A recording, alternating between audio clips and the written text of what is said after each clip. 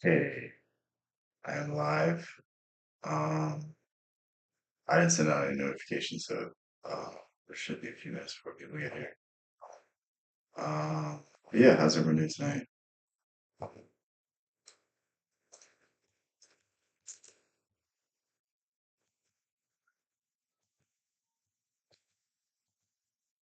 Okay. Oh, damn, we already got people here. That's actually crazy. I was like planning on like having a few minutes before I needed to like actually do something. What's up, Just When Human? What's up, X before YZ? Nice to see you guys here already. Let me just make sure my screen is sharing the right one. It's not. Okay. What's up, Just When Human?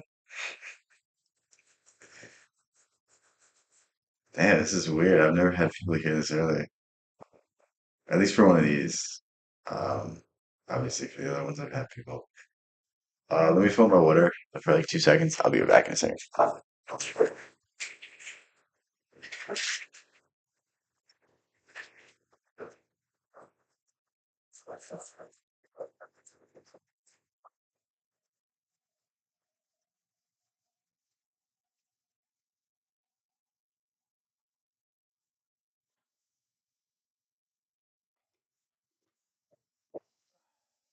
You have Instagram?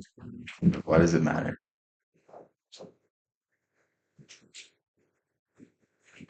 You know, you're the best. I wouldn't say you're the best, but you're all right. All right, we're gonna react to some videos I just found.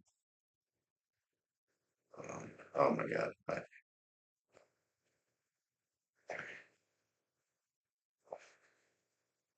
That looks all right. You're stalking my TikTok? Wow. I literally haven't posted on it because I was like, what's the point? Since it's literally getting banned.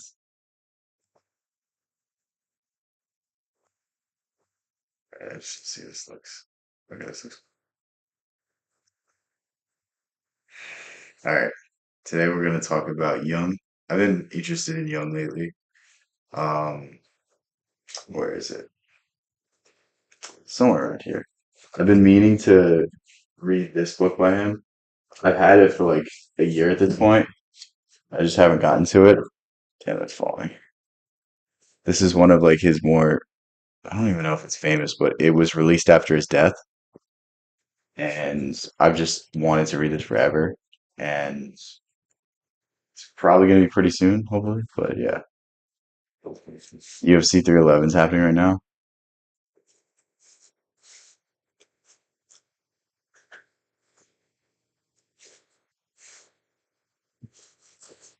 Who do you got in the fight tonight? Bro, why do you want to see me in tank top? What the fuck?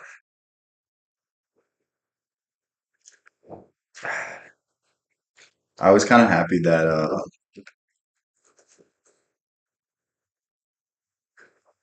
right, we'll go through the card right now. Um, I really don't care about this one. Yeah, I don't know any of these people. I do, but like I don't necessarily care. Um, I don't. Kevin Holland is weird to me. He's either the best fighter ever or the worst. And you don't know which one you're gonna get. I really hope Almeida doesn't win. He's just very boring style. He has great grappling, but he has no finishing, and it just sucks to watch. It's okay when you're like training with someone. It's okay when you're maybe fighting them, but like watching it as an observer is terrible. Jiri Jamal, or Yuri, I don't know how to say it exactly. Um, Hopefully Jamal. Actually, I don't know. I like both of them. I couldn't give you a prediction. I think probably Jamal's gonna win. Probably like Yuri a little bit more. Rob, Umar. I hope Umar wins, bro. After the what was it? The Sphere card. I never want to watch a single Marab fight ever again. And then Islam. I think Islam's gonna win, but I want Hanato to win. You're missing the, I know I'm missing the UFC. What's up, Cecile? How's everything? Can you search up BTS on YouTube? Should I do that?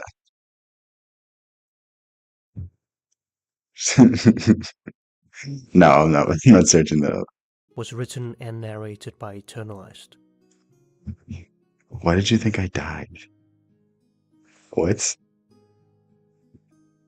Swiss psychologist Carl Jung saw how the modern materialistic world of money, pleasure, fame, and power did not lead to happiness, but rather an increasing sense of meaninglessness, anxiety, suffering, and loneliness. He sought to bring our attention back to the search of our soul and to restore our connection with the self, our innermost I don't necessarily know if that's right, but sanctuary. we'll see where he goes Life with is a this. journey of discovering ourself, which is our true and complete personality, consisting of both our conscious and unconscious lives. This is what Jung calls the individuation process, our journey of This is very important, the individuation process.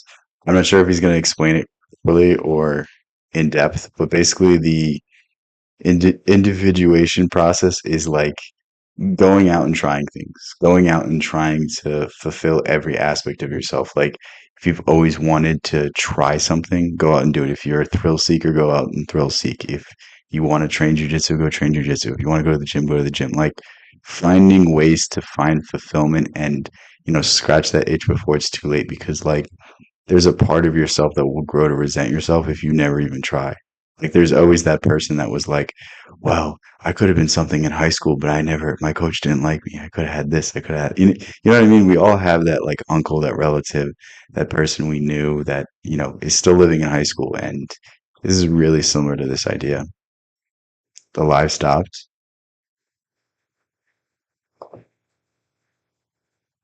It didn't stop. I don't know what you're talking about. Just do it. Oh, what's up, Hypnodia?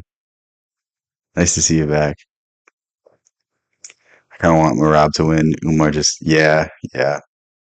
I don't know though, dude. Just Marab is just like, I want to like him. He seems like funny. He seems like a good guy, but like, I can't watch his fights and be like, it's just not entertaining to me.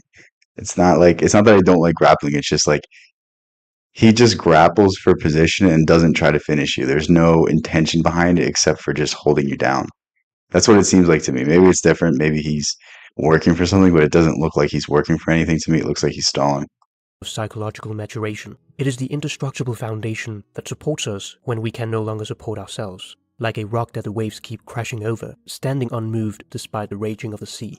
To be in contact with this deeper part of ourself is to be in a state of tranquility, undisturbed by wild emotional fluctuations.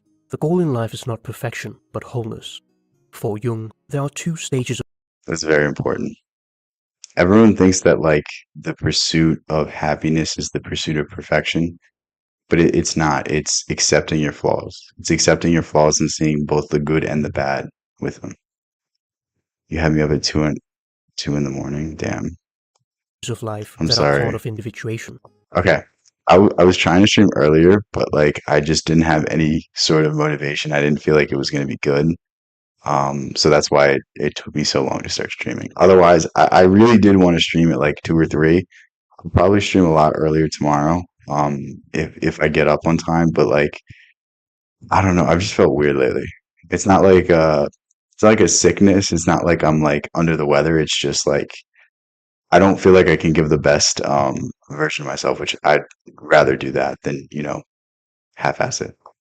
The first half of life is oriented towards the outer world, work, education, relationships, etc. We must throw ourselves into the fire of life and expose ourselves to daily life and hard work, which solidifies our personality. Natural life is the nourishing soul of the soil, which provides a rich source of nutrients that heals us. This is why contact with nature is important. We mustn't get I think I think it was Osho that said this.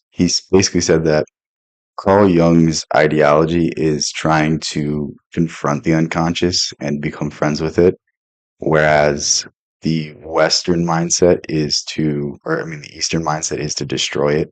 So when you meditate, you're in essence destroying your unconscious. You're getting rid of all of these things that are holding you in place, all of these things that are setting in stone your behavior, your perception of self, all of these things. And then basically because of that, it's stopping you from, you know, becoming all that you should be. How long was live be? Not that long. Damn, it's like two for UFC fights. It's I think the main event's usually on for me at like 1 o'clock, which isn't like crazy late, but it's a lot later than I usually stay up.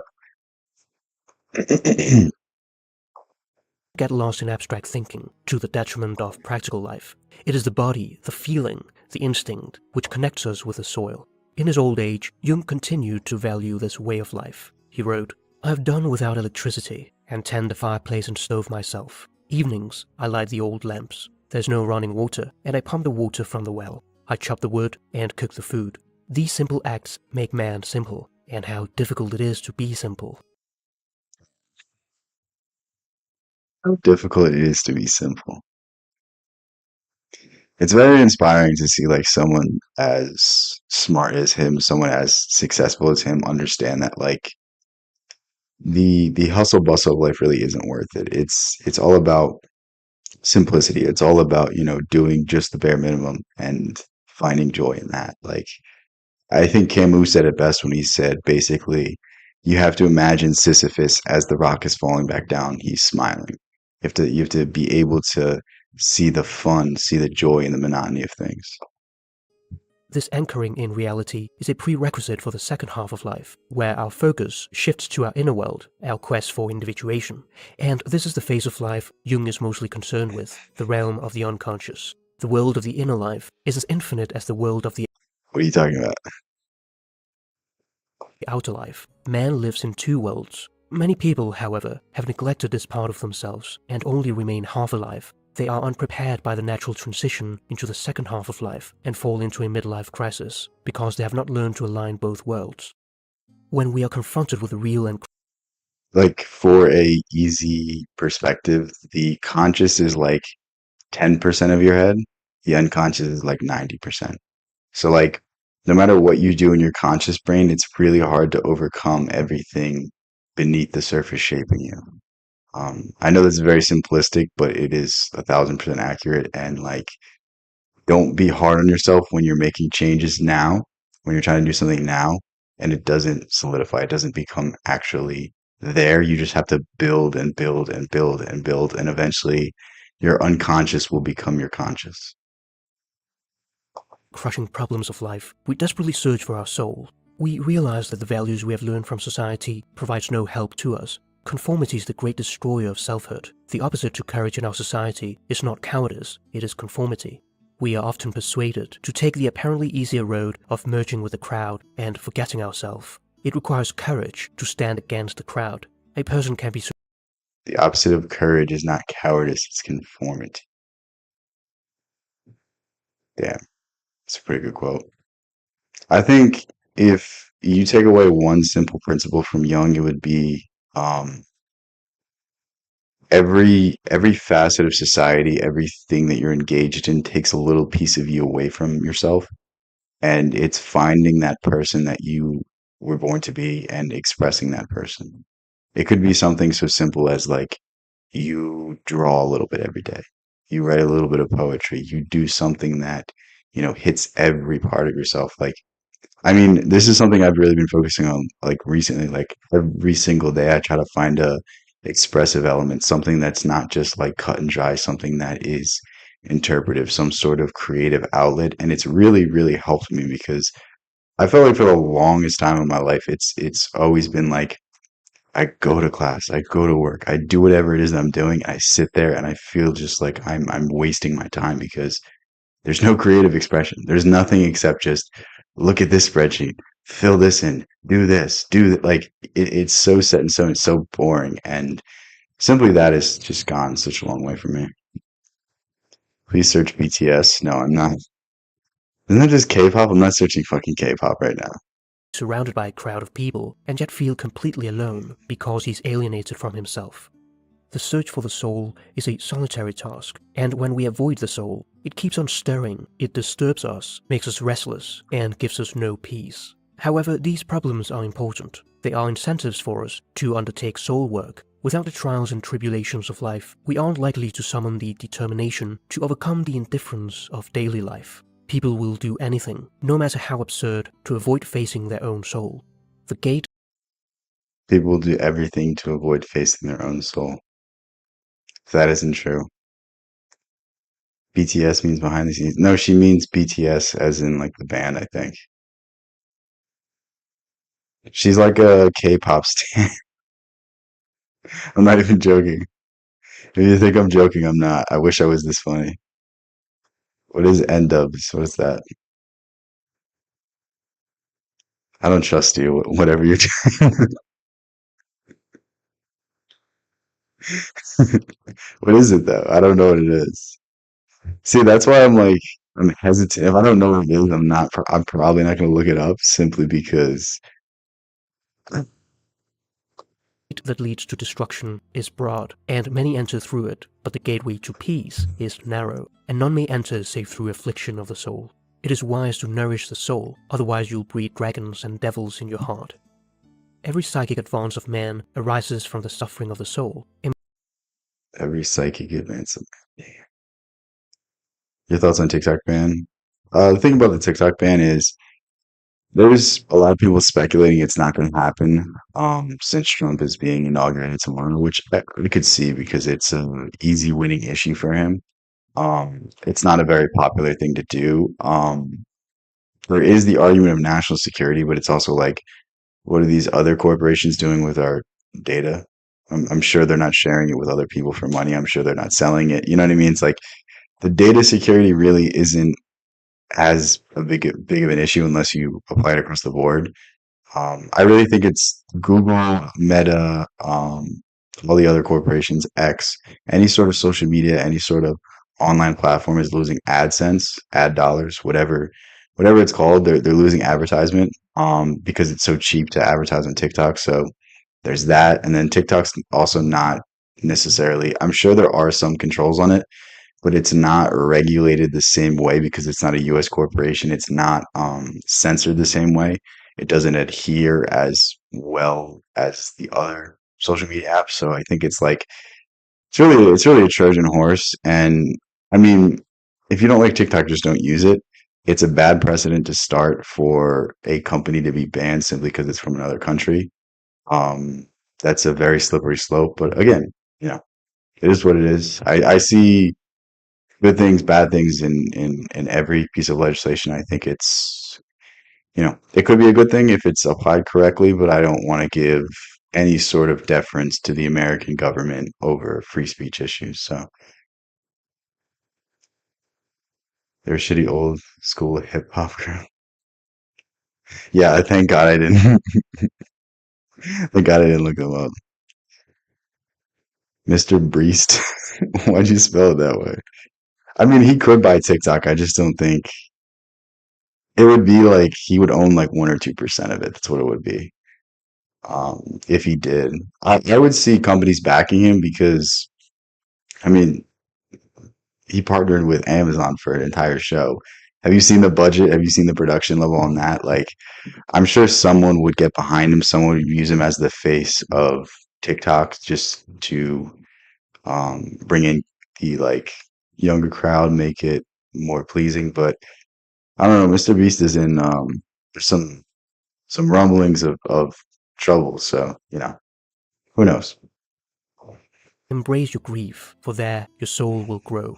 Like the primitive indigenous tribesmen, Jung recognized that the loss of soul leads to a sense of meaninglessness in life. When a tribe of people lose their feeling that their way of life is worthwhile, they may stop reproducing, or in large numbers simply lie down and die beside streams full of fish.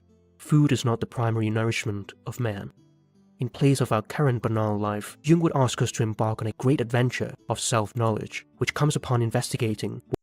I think it was Plato said, "Know thyself." It's crazy how it all comes full circle. He's gonna call it watchable. Yes, he's gonna call it watchables. That's actually not a bad name. one's inner world, the If you buy TikTok though, don't change the name because the name is half the value. I mean, like no matter how bad the algorithm is, it's almost synonymous with like short form content. Your sister fell asleep on the kitchen table. What did her iPad just keep playing? Whatever mindless YouTube video. unconscious realm. And for Jung, this is the true journey of life.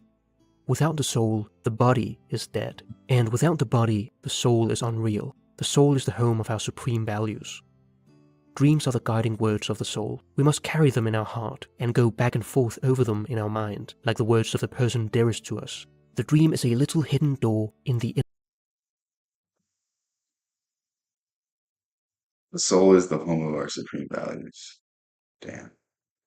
I mean, I don't know how anyone uh like reads anything by Jung, listens to anything by Jung, and doesn't see that he's kind of just a mystic. Like it does. This is psychology. You know what I mean? It's very weird to see like the overlap.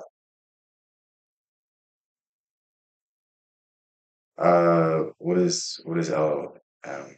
What's that? Just let me know what it is. I never heard that.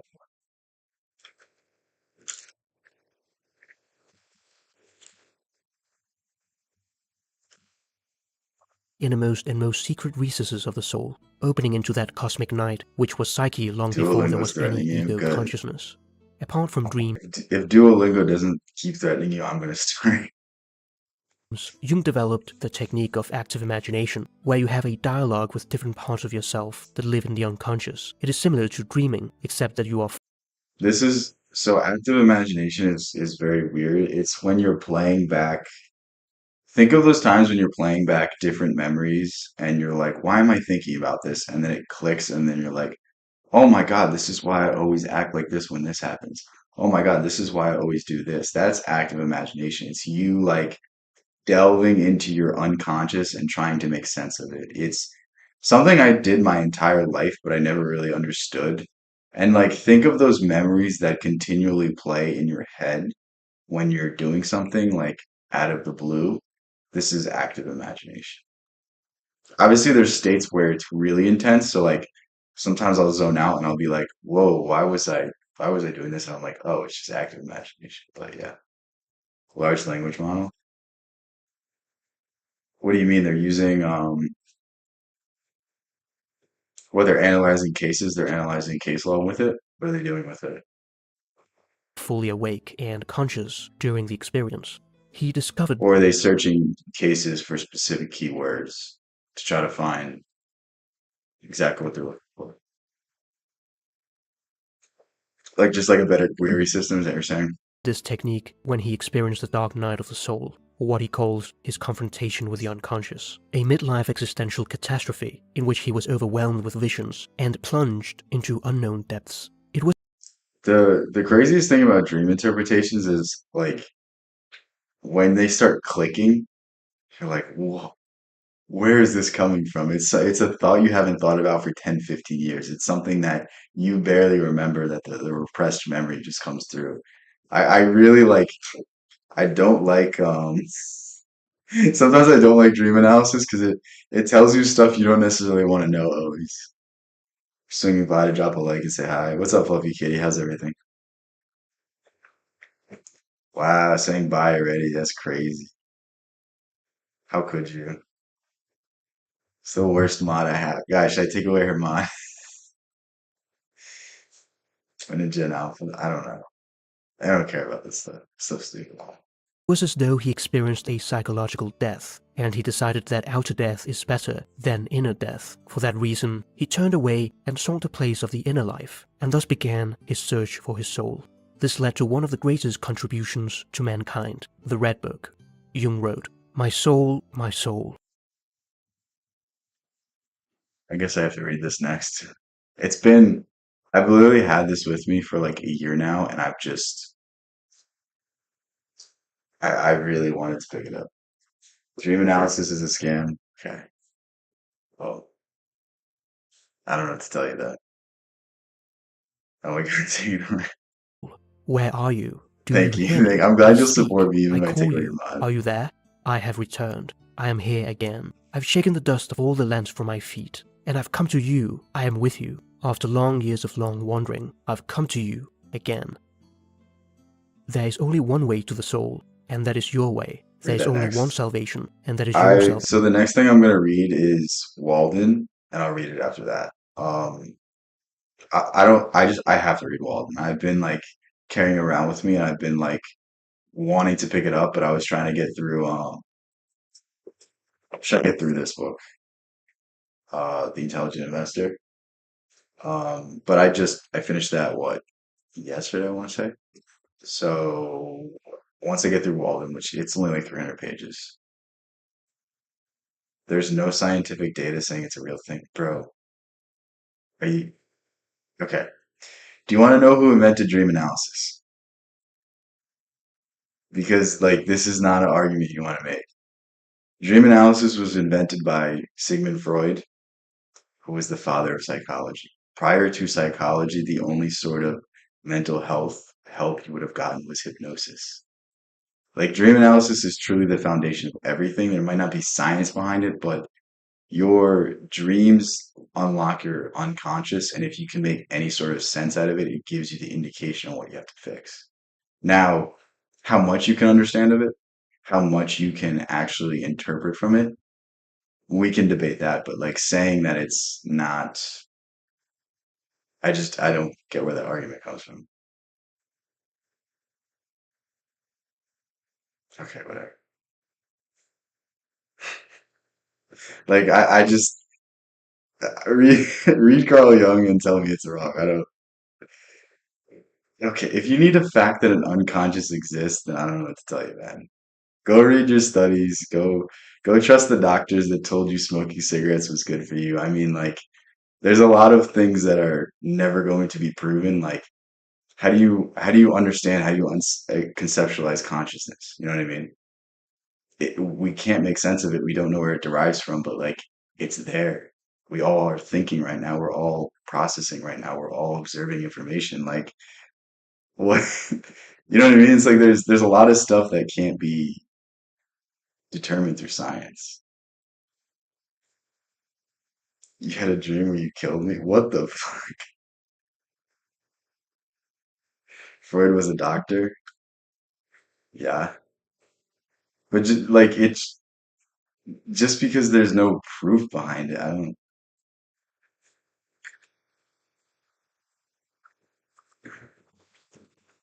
know. The point is not to trust doctors. It's just like whatever the consensus is, like at some point it's wrong. You know what I mean? The idea of science is we're coming up with new ideas and we're constantly proving them wrong. You know, as we learn more, as we understand more, we're, replacing old ideas with new ideas. I mean, dude, you realize there was a time like 100 years ago where they were euthanizing, or not euthanizing, they're sterilizing people because they had mental disabilities. You know what I mean? It's like I don't really always want to go with the consensus of science.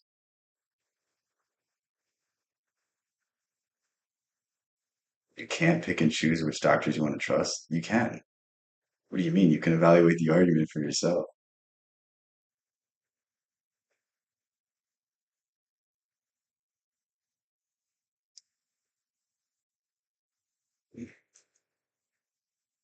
Salvation. If the path before you is clear, you're probably on someone else's. Each one must go his own way, hence look into yourself, for you must fulfill the way that is in you. When we are in contact with our inner self, we are more likely to experience synchronicities, that is, meaningful patterns in life where the inner world is seen to have a correspondence in external reality. The first step towards individuation is the integration of the shadow. This is not our enemy, but our ally. It contains pure gold waiting to be integrated into our personality. It becomes dark only when it is ignored. We must learn to watch our emotional impulses and be aware of projecting our own problems onto other innocent people. It is only after the encounter with the shadow that we can move on to the deepest part. How would people, what? Oh, are you talking about like set dream interpretations? Like this means this, when you have this, this means that. I don't agree with that. That's what Freud believed. Freud believed that like if there's a recurring symbol, it has to mean this, where Jung thought it was more important in terms of the context of the individual. So I agree with you if you're talking about that.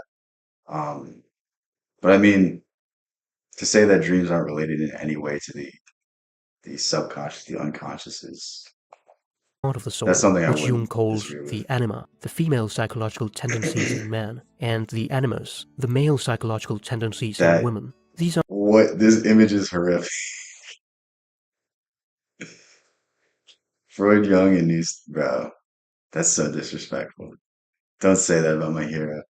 I think you should read some Young. I think you would really you'd really like it.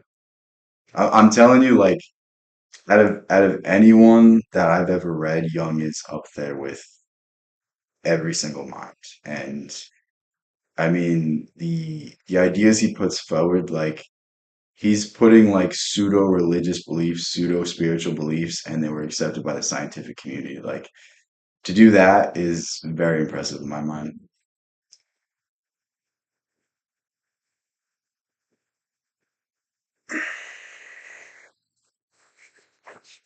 the contrasexual soul images in our psyche. While the integration of the shadow is the apprentice piece, the soul image is the masterpiece. The integration of the anima is done through taking seriously the feelings, moods, and fantasies of the unconscious and bringing them into reality through That's not exactly it. Um, this guy didn't explain the anima enough. So we all have these psychological images, these interpretations, how we view the other gender that is shaped from a very, very early age. Most of it's done by your mother figure or the person that raises you the most.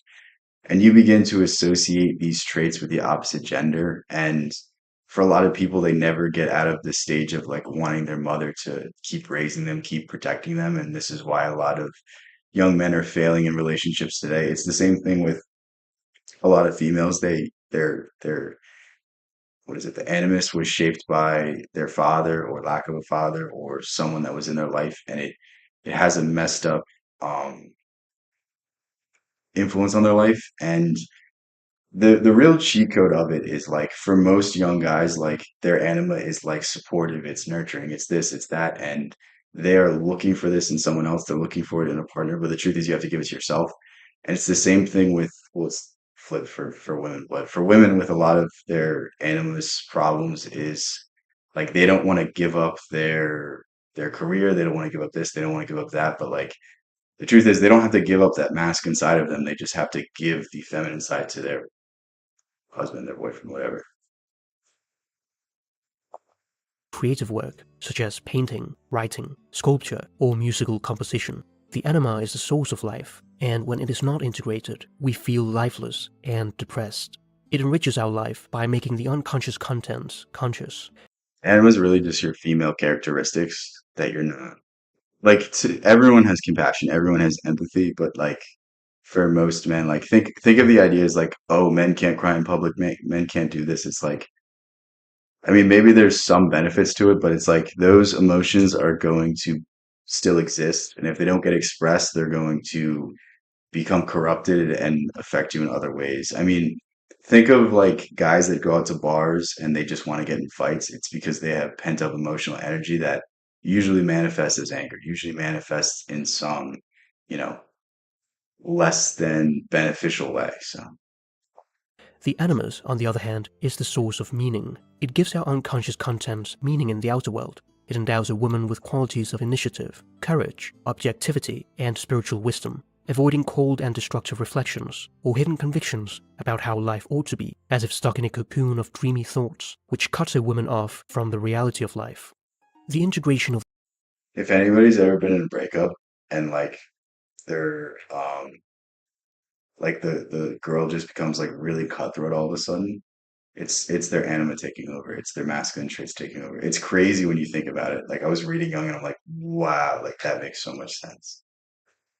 the soul image is what carves a path to the most fundamental figure, the self. Wholeness can only be achieved through a union of opposites, in which our light and dark side are united.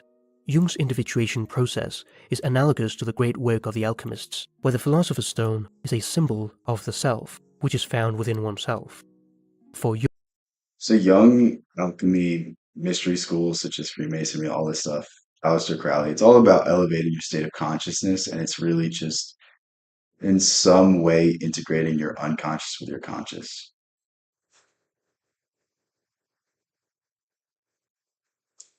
If you're low IQ interpreting your dreams.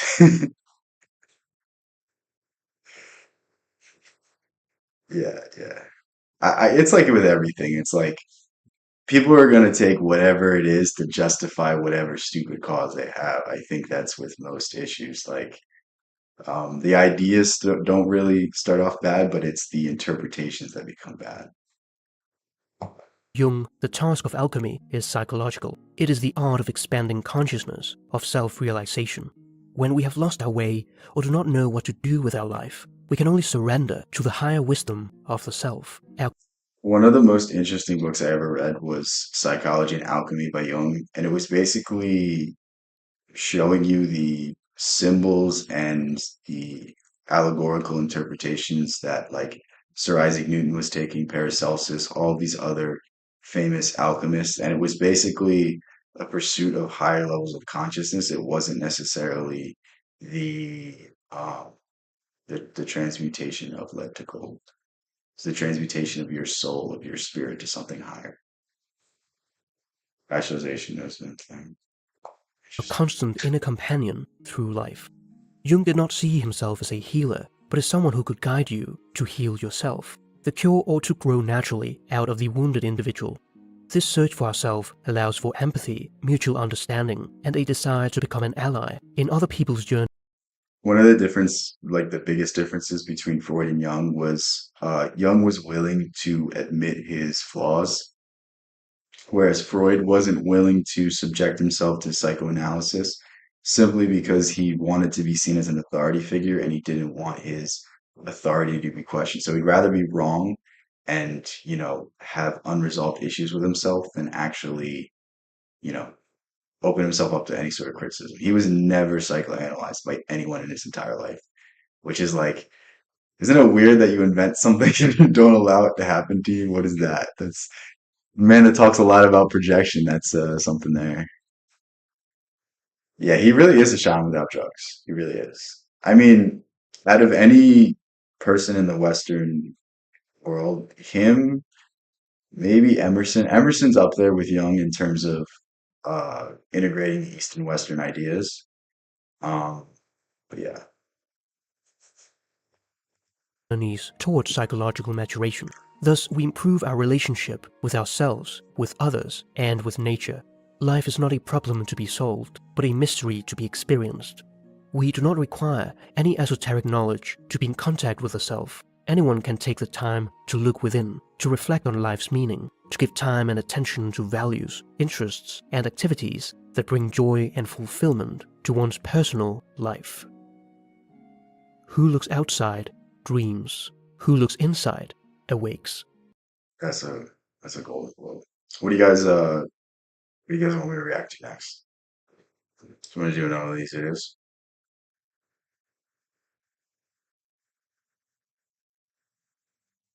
Or I can do something else. But yeah, real quick, I haven't been streaming recently. It's just I've been so busy and trying to adjust to my new schedule. I'm going to try to stream every day, and it's probably going to be these types. They're just so much more fun. It's so much easier. I don't have to hold my phone up, and it's like I'm fine getting roasted, but it's just annoying if that's the only thing that happens. Like I'd rather talk about something of substance. So, oh yeah, that's a good.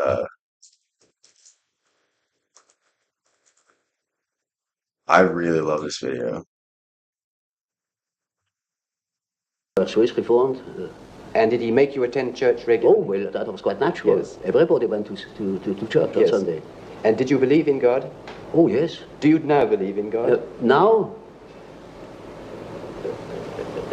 difficult to answer.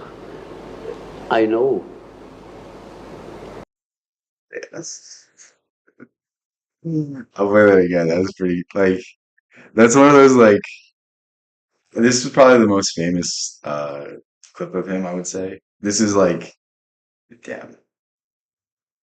Believe in God? Now, difficult to answer.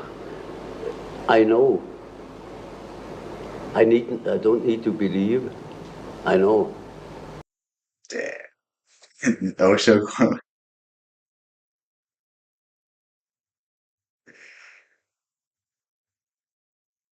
What's up, Zillability? What is this? Watching Carl Jung. It's great stuff.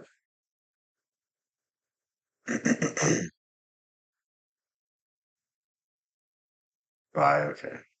Thanks for being here. All right, what should we react to?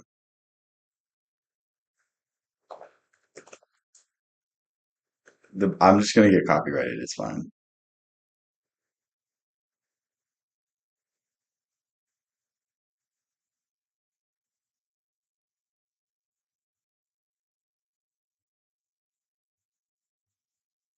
Here, we'll do this real quick. Just because Eddie likes this quote so much. Because democracy basically means government by the people, of the people, for the people. But the people are retarded. Because democracy Osho said that, not me.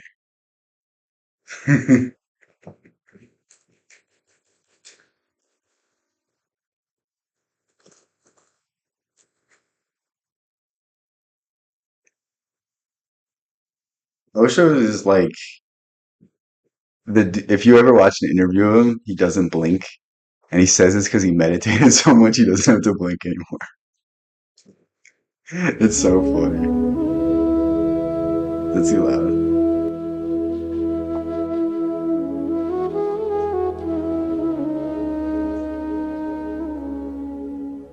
Dude, it's one of the best clips ever.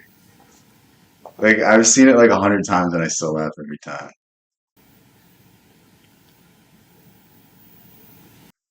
Does Alex Huxley have any interviews? Dude, if Alex Huxley has any interviews, I'll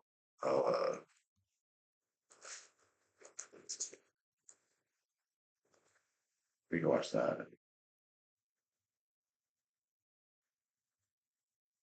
In your Brave New World Revisited, which was published about If anyone hasn't read Brave New World, where is it? I have it. Oh wait, I looked down my case. Brave New World is probably the most accurate prediction of what's going to happen when technology gets more advanced.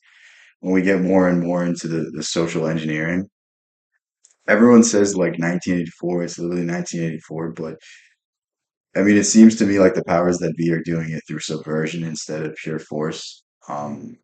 I think our as a people we're too rebellious. We're too damn.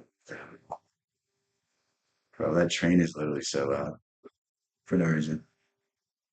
We're like too rebellious. We'll always resist any sort of like authoritarian sort of regime, and it would be much easier to just subvert people, make people believe that we need to put society ahead of the individual. We need to sacrifice everything for the good of society. And it's very interesting because everyone is on basically drugs to, stop them from being sad. Everyone has indiscriminate sex. Everyone is, instead of saying "Oh God," they say "Oh Ford." Like it's kind of funny, but it is very scary. And from the day that they're born, they're like told like the class system, the caste system, while they're sleeping, so that it's ingrained in them, and all of their beliefs are set in stone. It's very, very haunting almost. 2 years ago. You did claim that much of what you forecast had come true. I mean, for example, the use of drugs and this instance of people having their thoughts directed while they're asleep through music being played or messages being played through their pillows and so on. I mean, in which societies do you think that most of what you forecast has mostly come true? I mean, is it in America, Britain, Russia, China? Well, it seems to me this is not so much, you can't say that it's a question of national. Hypnotic, did you know Francis? Shit. Hold on, I gotta turn on my mic. Alex Huxley, he wrote philosophy as well. I think he has maybe two well-known books on philosophy. I'm sure he's written more, but I picked up what is it, the perennial philosophy, something like that. It's something along the lines of that. I'm very excited to read it.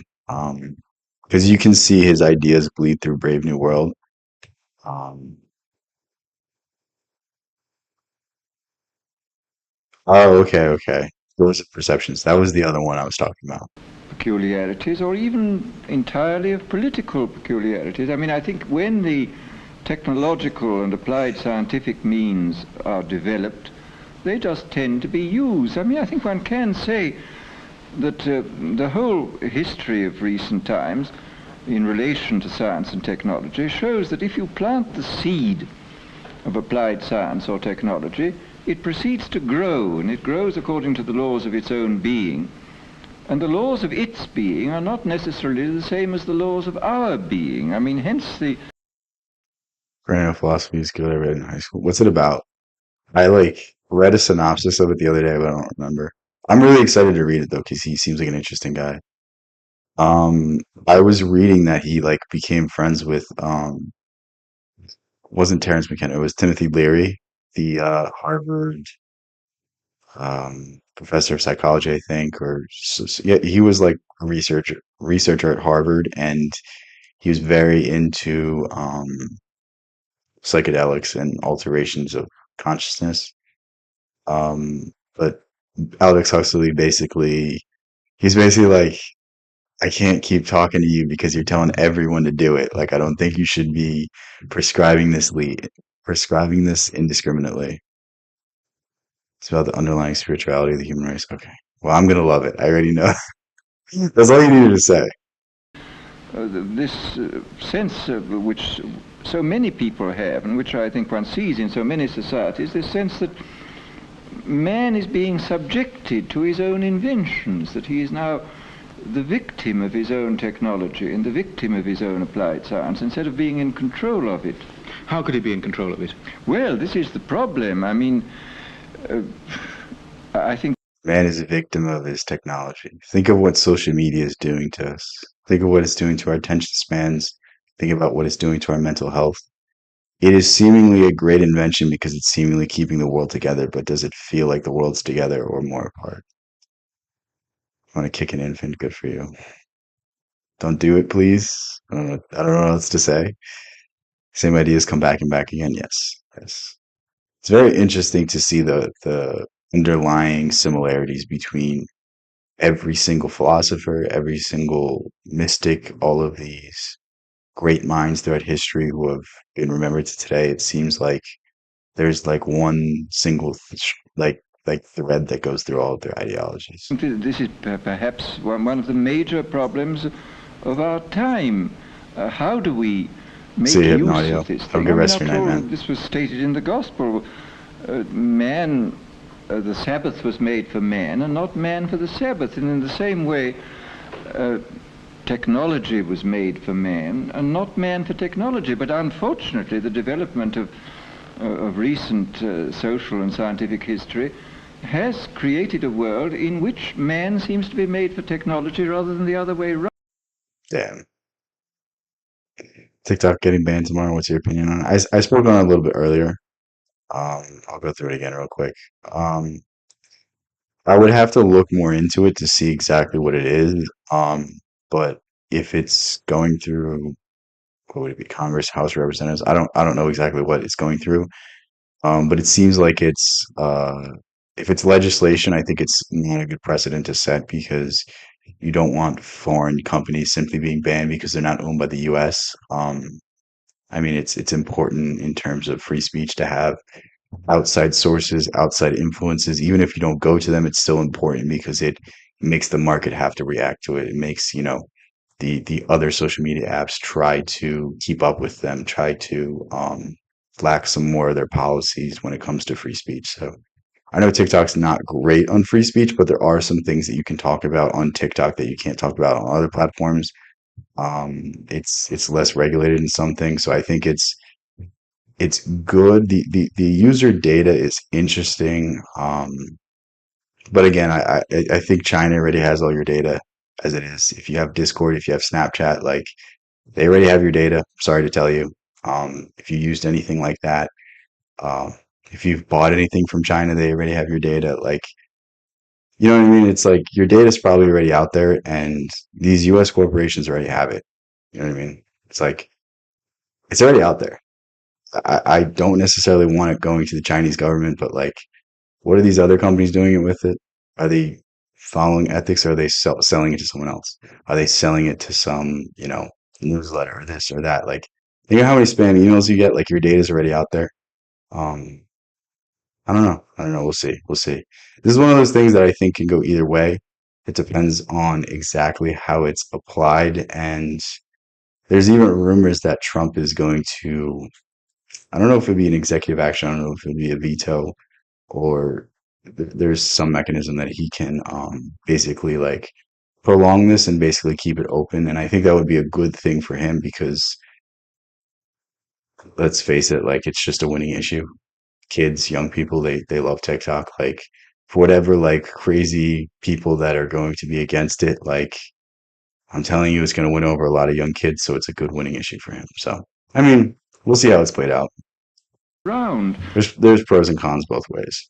And we have to start thinking about this problem very seriously and seeing how we can re-establish control over our own inventions. But would you say then that America or Britain was as liable to suffer from the arts of mass persuasion or brainwashing, say, as dictatorial societies? Well, at the moment, fortunately, we have in both these countries a considerable. Kids don't vote, but think of how many young voters are using TikTok, and think of how many the next generation of voters are using TikTok. You know what I mean? Like everyone from 14 up is going to be voting in the next election. Again, there's also people saying that Trump's going to or not overthrow, he's going to get what would it be, the House of Representatives to overturn 25th Amendment. And if that happens, he's going to lose to Obama in an election. I hate to break it to him. But yeah, we'll see what happens. I don't know. It's gonna be an interesting term because unless some crazy shit goes down, I think like it's gonna be a lot different from the first term. Hopefully for the good. Constitutional tradition I which don't know though. He's saying some crazy shit. puts a brake on these kind of activities. For example, one of the ablest writers, it seems to me, on sociological problems is the French writer Professor Ellul, who views the difference. It seemed like he just did not see it right. Maybe he did, but I don't know. That just sounds so funny. The Russian totalitarian and the Western civilizations as being essentially a difference in the readiness to make use of technology immediately and to the limit. I mean, Engels from the first asserted that socialism would come through the use of technology to the limit. We almost see that because we hear a lot of people talking about AI taking jobs, and the need for universal basic income. I think there's an argument for it. I don't necessarily think it's going to work. My idea of socialism is it works in a vacuum. It can work, but when you have people involved, when you have emotions involved, when you have people looking out for their own interest, I think systems inherently fall. And we need systems, but we need the least restrictive means that give the best result. And I don't think socialism is that. And the Russian regime has always been prepared to follow out the logic of technology, whereas in the West we still remember John Stuart Mill, James Mill, Jefferson and so on. We still remember vaguely the precepts of Christianity, and we are a little reluctant to embark upon technology, to allow technology to take over. In the long run, we generally I feel like that's changed a lot. This was 61. The 60s was a lot more traditional. You saw a lot of like social change during the 60s. There was a real flip for a while where it became very unpopular to be a conservative, someone that has conservative values. We're seeing a flip back. I don't necessarily know if it's a good thing, but it's like everything. There's yin yang. to come. I mean, I'm reminded in this context of the line in Byron's Don Juan about this lady who, vowing she would ne'er consent, consented. And in the long run, we generally do consent. I mean, but in the short run we sort of haggle about it, and we are reluctant to, but we tend to be pushed by the advancing technology in a certain direction which I don't find desirable. And I do think we have to start thinking very intensively about this problem. If you haven't read Brave New World, a lot of the messaging is against the overuse of technology. I don't think he's inherently like against like all forms of technology. It's not Ted Kaczynski or anything like that, but it's more so just being cautious of the effects, being cautious of the things that are possibly going wrong, the things that could be detrimental if not, completely analyzed, thought out. I mean, we're talking about social media. I think social media is the best example. It's one of the greatest inventions of humanity. Think of how it's brought information to everybody, but think it's brought a lot of bad information. A lot of people have gone insane. Think of your uncle, think of your aunt that's on TikTok or Facebook or Twitter, and they can't get offline. They're eternally online. They're talking about nonsense. They're crazy. Like, there's a lot of people who had social media destroy their brain. I'm not completely innocent on this one myself. Like, um, sometimes I do tend to use social media too much, but like, ah, you know exactly what I mean. You know, the older folks that are so wrapped up in their own world that they can't smell the roses. And seeing how we can get control again of our invention. I mean, this is the kind of Frankenstein monster problem. Suppose that this rather frightful prospect comes about. I mean, are people going to be happy under this kind of regime? Well, I think you could. I mean, this was one of the sort of what I may call the messages of Brave New World, that it is possible to make people contented with their servitude. I think this can be done. I think it has been done in the past, but Contented with their servitude, putting the totality before the individual. If you've ever read Camus' The Rebel, this is an idea that he talks about a lot. You see it more and more today, I think, than ever. Think of how many people are willing to forego every part of their personality to just fit a mold, to fit a political ideology, to fit a religious ideology, to fit any ideology, frankly. You know what I mean? Like, think of how many people are purely consumed by one idea and that's all they are. This is basically what he's talking about. Like, the idea becomes you, the idea becomes everything about you, and you lose yourself in it. I think it It's a could be recipe done for even more disaster. effectively now, because you can provide them with bread and circuses, and you can provide them with endless amounts of distractions and propaganda.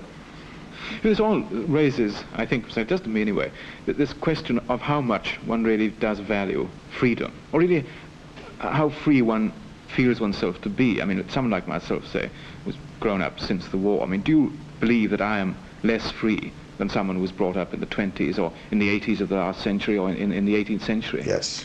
Well, it depends entirely who you were in the 80s of the last century or the 18th century. I mean, if you were a country gentleman with an income, It's really sad to see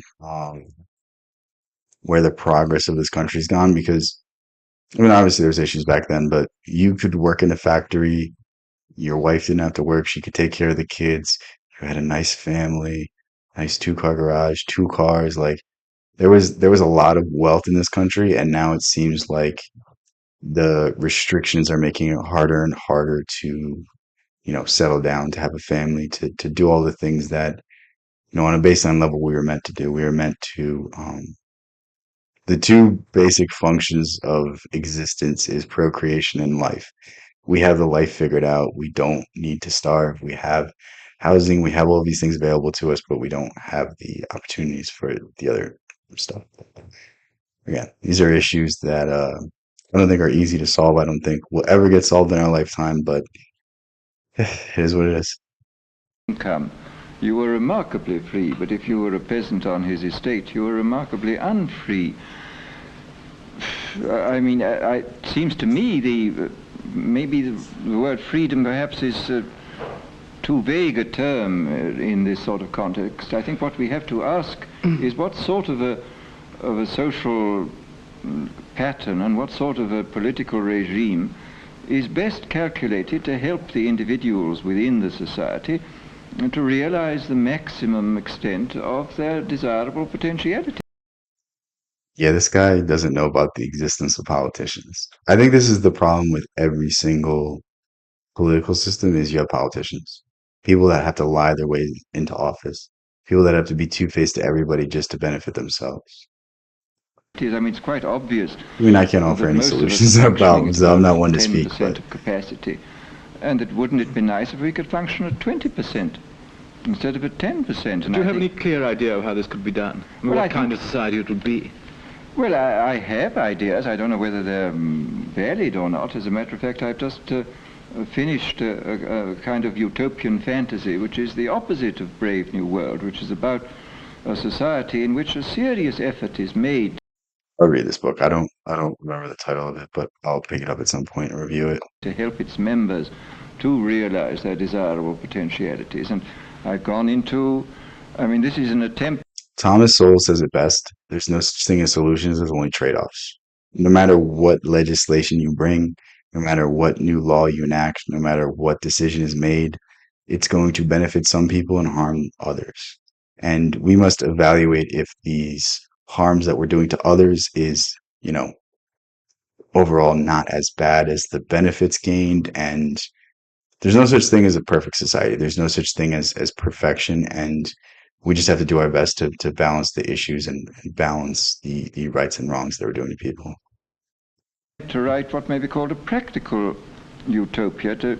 Nothing is easier, of course, than to enunciate ideals and to say, well, wouldn't it be nice if everybody were good and kind and loving, etc., etc. Of course it would be very nice, but the point is, how do you implement these ideals? How do you fulfill your good social and psychological intentions?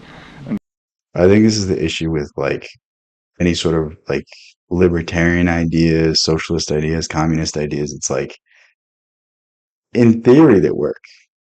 In theory, it's going to make sense. In theory, everything is going to work out, but you know, people. when you come down to this problem, you see it's a very complex problem of organizing family life, organizing education, organizing sexual life, organizing social and economic life. I mean, there are endless factors involved in this, and to try to work out what all these factors should be is I must say, I found a very interesting job. As far as I was concerned, I don't know whether anybody else will find it interesting. It's so funny how humble he is. He's like one of the greatest authors ever. Um, what time is it? 10:30. We're going for like an hour. I'm gonna end it right now. Thank you guys so much for hanging out. Thank you guys so much for having fun. It was a pretty cool stream. I got to do more streams like this. It's just, it's so much, not that it's easier. It's just, it's more fun. It's less stress. It's less of me like, oh, well, if I move, is it gonna shake? You know what I mean? It's just a lot less to worry about. And I really appreciate you guys for coming and hanging out with me. Thank you guys so much. Have a great rest of your night. And yeah, peace out.